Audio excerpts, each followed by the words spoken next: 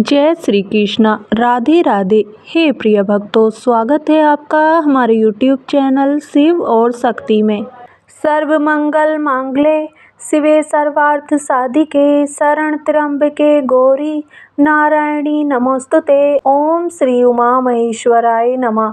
आप सभी को सावन मास के दूसरे मंगला गौरी व्रत की हार्दिक शुभकामनाएं। आज सावन मास का दूसरा मंगलवार है और सावन मास के प्रत्येक मंगलवार को मां मंगला गौरी का व्रत रखा जाता है। आज के दिन मंगला गौरी व्रत की कथा को सुनने से पति को लंबी आयु और संतान प्राप्ति होती है। इस व्रत को करने से माता पार्वती सदा सौभाग्यवती रहने का आशीर्वाद प्रदान करती है। तो आइए बड़ी ही श्रद्धा और भक्ति के साथ मां मंगला गौरी की बड़ी ही दुर्लभ कथा को सुनते हैं। एक गांव में एक बुढ़िया माई रहती थी। बुढ़िया माई का एक बेटा था जिसका नाम भोला था। उसकी एक सुंदर पत्नी थी जिसका नाम रूपा था। भोला अपनी माँ का बहुत ख्याल रखता था। बहू बहुत सीधी सादी थी, लेकिन बुढ़िया माई दिन रात बहू से झगड़ा करती थी। एक दिन बुढ़िया माई ने घर आकर बताया, बहू सुन, मैं शिवजी के मंदिर से आ रही हूँ। वहाँ सब बातें कर रहे थे कि यदि सावन मास के सोमवार का व्रत करके अगले दिन मंगलवार को मंगला गौरी व्रत किया जाए तो भोले बाबा और माता पार्वती की कृपा से तुझे बेटा हो सकता है। तब रूपा ने कहा, लेकिन माँ जी, मैं तो केवल सोमवार का व्रत करती हूँ। ठीक है, अब आप कह रही हैं तो इस बार मैं दोनों व्रत करूँगी। बुढ़िया माई केवल उसे परेशान और भूखा रखने के लिए यह सब कह रही थी। उसने आगे कहा, अरे ऐसे व्रत नहीं करना है। दोनों दिन कुएं से 7 घड़ा पानी लाकर शिवलिंग पर चढ़ाना है। रूपा यह सुनकर परेशान हो गई और उसने कहा, माँ जी, मैंने तो यह सब करते किसी को नहीं देखा है। यह सुनकर बुढ़िया माई को क्रोध आ गया। उसने कहा, मैं क्या झूठ बोल रही हूँ।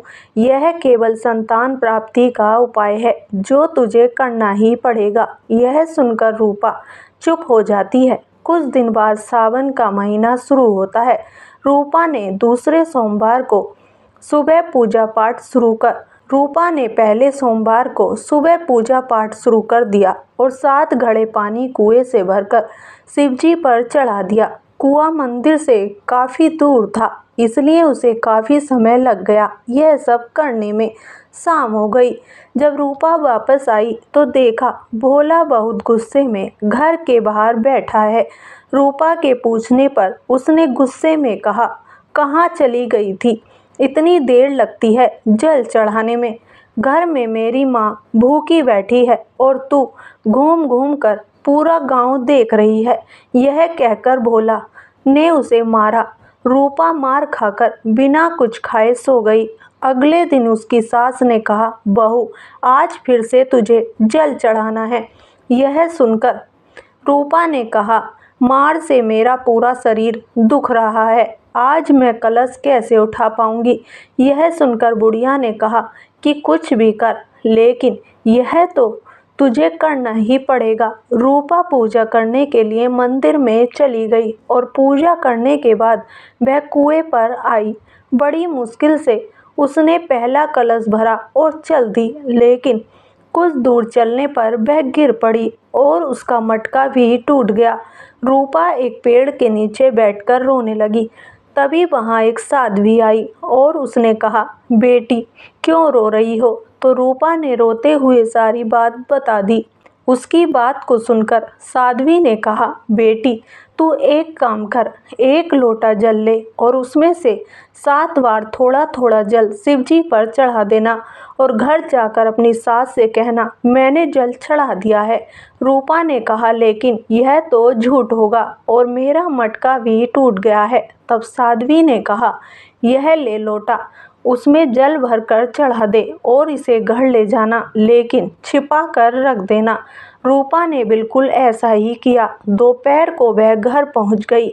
बुढ़िया माई के पूछने पर उसने वही बता दिया जो उस साध्वी ने बताया था। शाम को मां मंगला गौरी की पूजा कर उपवास पूरा किया। इसी तरह 2 मंगला गौरी व्रत पूरे हो गए। लेकिन जब तीसरे व्रत की बारी आई तो बुढ़िया माई चुपचाप रूपा के पीछे गई और उसने सब कुछ देख लिया। बुढ़िया माई ने घर आकर अपने बेटे को सब बता दिया। भोला ने फिर रूपा को मारने के लिए जैसे ही हाथ उठाया तब माता पार्वती प्रकट हो गईं और उन्होंने कहा, रुक जा भोला। यह सुनकर भोला रुक गया। बुढ़िया माई माँ पार्वती के पैरों में गिर गई। भोला भी माँ से माफ़ी मांगने लगा।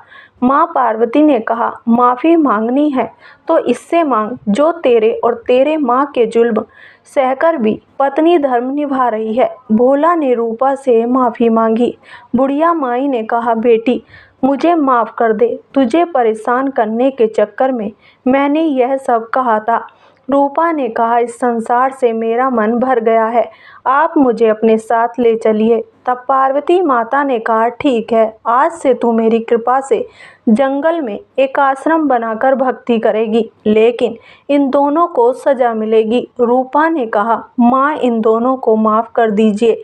यह सुनकर माँ पार्वती ने कहा, आज तुम्हारी बहू के कारण तुम्हें जीवन दान मिला है, जाओ इस लोटे को रख लो। तुम्हारे परिवार में कभी भी अन्न धन की कमी नहीं होगी, लेकिन मैं अपनी बेटी को साथ ले जा रही हूँ। माँ की कृपा से रूपा ने एक आश्रम बनाया जिसमें बहुत सी स्त्रियाँ जो घर में दुखी थीं, वे आकर भगवान की भक्ति करने लगी। हे माँ मंगला गौरी, जैसी कृपा अपने बहू पर की वैसी ही कृपा हम सब पर करना। बोलिए माँ मंगला गौरी की जय। बोलिए शंकर पार्वती भगवान की जय। अब आइए श्रवण करते हैं एक दूसरी पौराणिक कथा। आइए आज की कथा आरंभ करते हैं। भगवान शिव से इस मंगला गौरी व्रत के विषय में सुनकर सनत कुमार ने कहा, हे प्रभु, सबसे पहले इस व्रत को किसने किया था और किसको इसका फल प्राप्त हुआ था? जिस प्रकार से मुझे इसके प्रति निष्ठा हो जाए, कृपा करके मुझे वह बताइए। यह सुनकर भगवान शिव ने कहा, हे सनत कुमार, पूर्व काल में कुरुक्षेत्र में श्रुत कीर्ति नामक एक विद्वान कीर्तिशाली शत्रुओं का नाश करने वाला 64 कलाओं का ज्ञाता और धनुर्विद्या में कुशल एक ऐसा राजा हो गया। पुत्र के सिवा अन्य सभी शुभ चीजें उस राजा के पास थीं, इसलिए वह राजा संतान के विषय में अत्यंत चिंतित रहता था। जप और ध्यान पूर्वक देवी की आराधना करने लगा, तब उसकी कठोर तपस्या से देवी प्रसन्न हुई और उससे यह वचन बोली, हे सुव्रत, वर मांगो। यह सुनकर श्रुत कीर्ति ने कहा, हे देवी, अगर आप मुझ पर प्रसन्न हैं तो मुझे सुंदर पुत्र दीजिए। आपकी कृपा से अन्य किसी भी वस्तु का अभाव नहीं है। इसका यह वचन सुनकर पवित्र मुस्कान वाली देवी ने कहा, हे राजन, तुमने अत्यंत दुर्लभ वर मांगा है, लेकिन फिर भी कृपावश मैं तुम्हें दूंगा। लेकिन हे राजेंद्र सुनिए, अगर परम गुणी पुत्र चाहते हो तो वह केवल 16 वर्ष जीवित रहेगा। अगर रूप और विद्या से विहीन पुत्र चाहते हो तो वह दीर्घजीवी होगा। देवी का यह वचन सुनकर राजा चिंतित हो उठे और फिर से अपनी पत्नी से परामर्श करके उसने गुणवान और सभी शुभ लक्षणों से संपन्न 16 वर्ष की आयु वाला पुत्र मांगा। तब देवी ने भक्ति संपन्न राजा से कहा, हे नृपनंदन, मेरे मंदिर के द्वार पर आम का वृक्ष है, उसका एक फल लाकर मेरी आज्ञा से अपनी भार्या को भक्षण करने के लिए प्रदान करो। इससे वह शीघ्र ही गर्भ धारण करेगी और उसमें कोई संदेह नहीं है। प्रसन्न होकर राजा ने वैसा ही किया। राजा की पत्नी ने गर्भ धारण किया और 10वें महीने में उसने देव पुत्र तुल्य सुंदर पुत्र को जन्म दिया। तब हर्ष और शोक दोनों से युक्त राजा ने जातक कर्म आदि संस्कार किए और भगवान शिव का स्मरण करते हुए उस पुत्र का नाम चिरायु रखा। इसके बाद पुत्र के 16 वर्ष के होने पर पत्नी सहित राजा चिंता में पड़ गए और वे विचार करने लगे कि यह पुत्र बड़े कष्ट से प्राप्त हुआ है, मैं इसकी दुखद मृत्यु अपने सामने कैसे देख सकता हूँ। ऐसा विचार करके राजा ने पुत्र को उसके मामा के साथ काशी भेज दिया। प्रस्थान के समय राजा की पत्नी ने अपने भाई से कहा कि कार्पटिक का वेश धारण करके आप मेरे पुत्र को काशी ले जाइए। मैंने भगवान मृत्युंजय से पूर्व में पुत्र के लिए प्रार्थना की थी और कहा था, हे विश्वेश, आप जगतपति की यात्रा के लिए मैं उस पुत्र को अवश्य भेजूंगा, इसलिए आप मेरे पुत्र को आज ही ले जाइए और सावधानी पूर्वक उसकी रक्षा कीजिएगा। अपनी बहन की यह बात सुनकर भांजे के साथ वह चल पड़ा। कई दिनों तक चलते चलते वह आनंद नामक नगर में पहुंचा।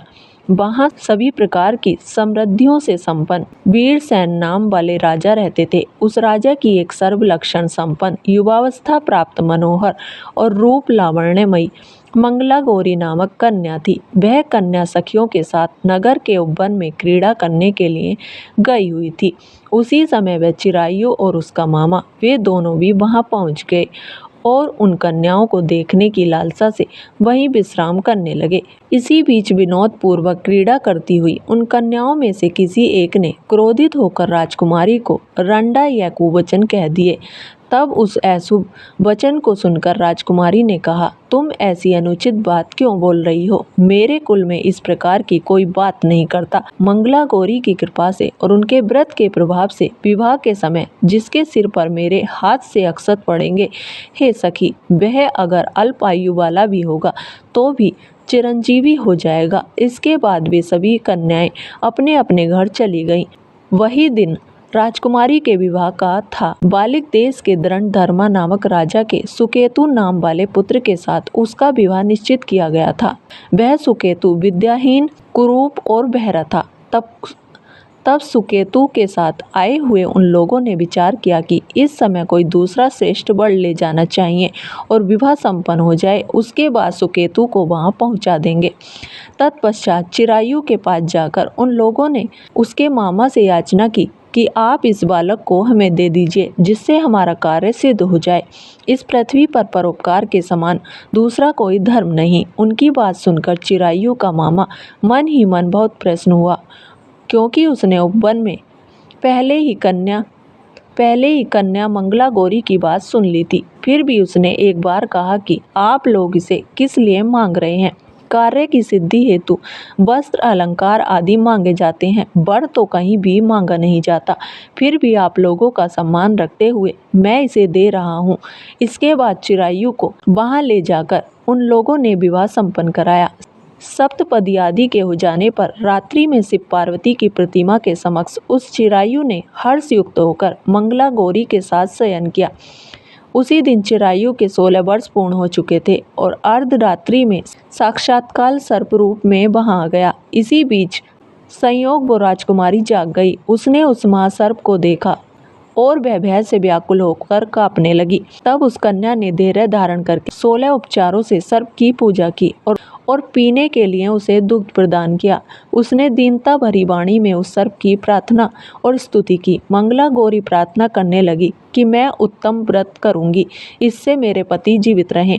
यह जिस तरह से चिरकाल तक जीवित रहे, आप वैसा कीजिए। इतने में वह सर्प एक कमंडलू में प्रवेश कर गया और उस मंगला गौरी ने अपनी कंचुकी से उस कमंडलू का मुंह बांध दिया। इसी बीच उसका पति अंगड़ाई लेकर उठ गया और अपनी पत्नी से कहा, हे प्रिय, मुझे भूख लगी है। तब अपनी माता के पास जाकर वह खीर, लड्डू इत्यादि ले आई और उसके द्वारा प्रदत्त भोज्य पदार्थ को उसने प्रसन्न मन होकर खाया। भोजन के बाद हाथ धोते समय उसके हाथ से अंगूठी गिर पड़ी। तांबुल खाकर वह पुनः सो गया।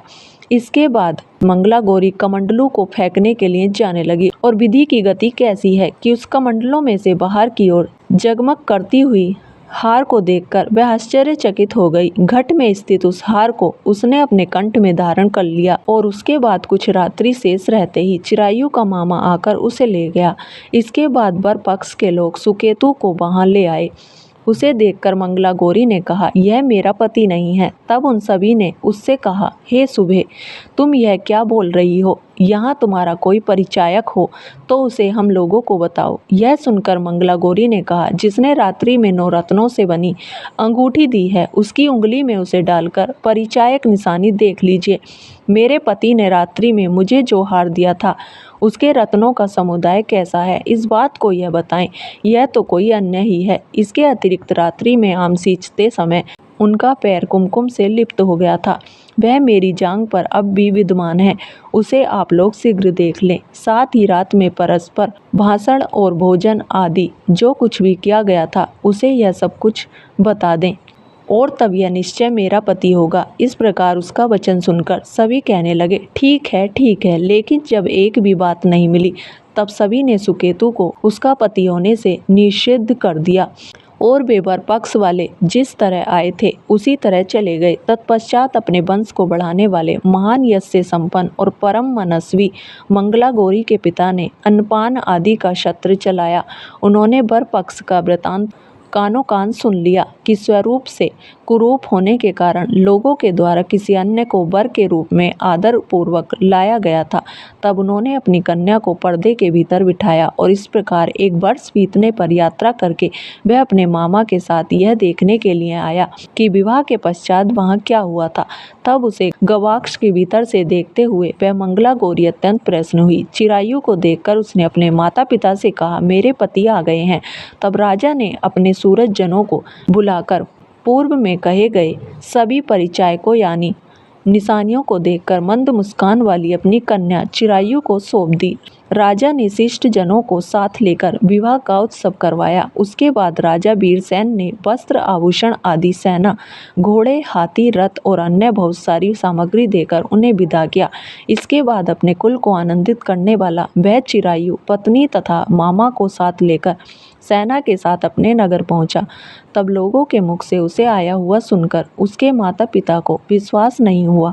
उन्होंने सोचा कि प्रारब्ध अन्यथा कैसे हो सकता है। इतने में वह अपने माता पिता के पास आ गया और स्नेह से परिपूर्ण वह चिरायु भक्ति पूर्वक उनके चरणों पर गिर पड़ा।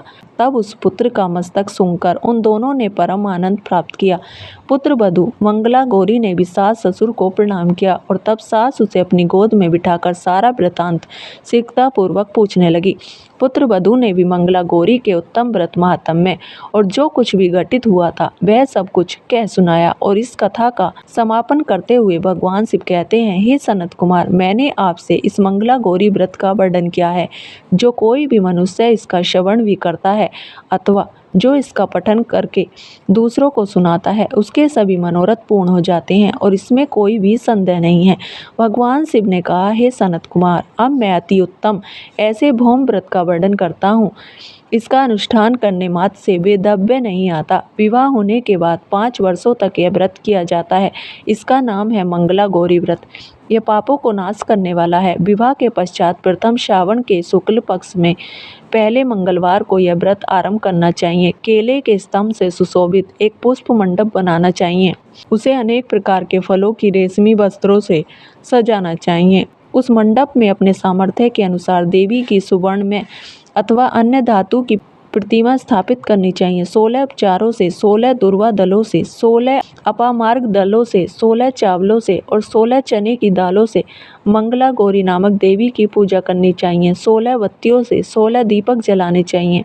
दही और भात का नैवेद्य भक्ति पूर्वक अर्पित करना चाहिए। देवी के पास पत्थर का सिल और लोढ़ा स्थापित करना चाहिए। 5 वर्ष तक इस प्रकार से करने के बाद उसका उद्यापन करना चाहिए। माता को वायना प्रदान करना चाहिए। और उसकी विधि क्या है अब सुनो। अपने सामर्थ्य के अनुसार एक फल प्रमाण सुवर्ण की अथवा उसके आधे प्रमाण की अथवा उसके भी आधे प्रमाण की मंगला गौरी की प्रतिमा निर्मित करानी चाहिए। अपनी शक्ति के अनुसार स्वर्ण आदि के बने तंडुल पूरित पात्र पर वस्त्र और रमणीय कंचुकी रखकर उन दोनों के ऊपर देवी की प्रतिमा स्थापित करनी चाहिए। पास में ही चांदी से निर्मित सिल और लोढ़ा रखकर माता को वायना प्रदान करना चाहिए। उसके बाद 16 सुवासिनियों को प्रयत्न पूर्वक भोजन कराना चाहिए। हे विप्रवर, इस विधि से व्रत करने पर 7 जन्मों तक सौभाग्य बना रहता है और पुत्र पौत्र आदि के साथ संपदा विद्यमान रहती है।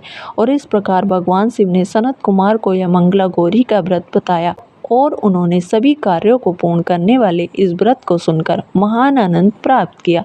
हे प्रिय भक्तों, तो कैसी लगी आपको आज की कथा और जानकारी? अगर वीडियो पसंद आई हो तो वीडियो को लाइक करें, चैनल को सब्सक्राइब करें और कमेंट बॉक्स में जय मंगला गौरी अवश्य लिखें। धन्यवाद।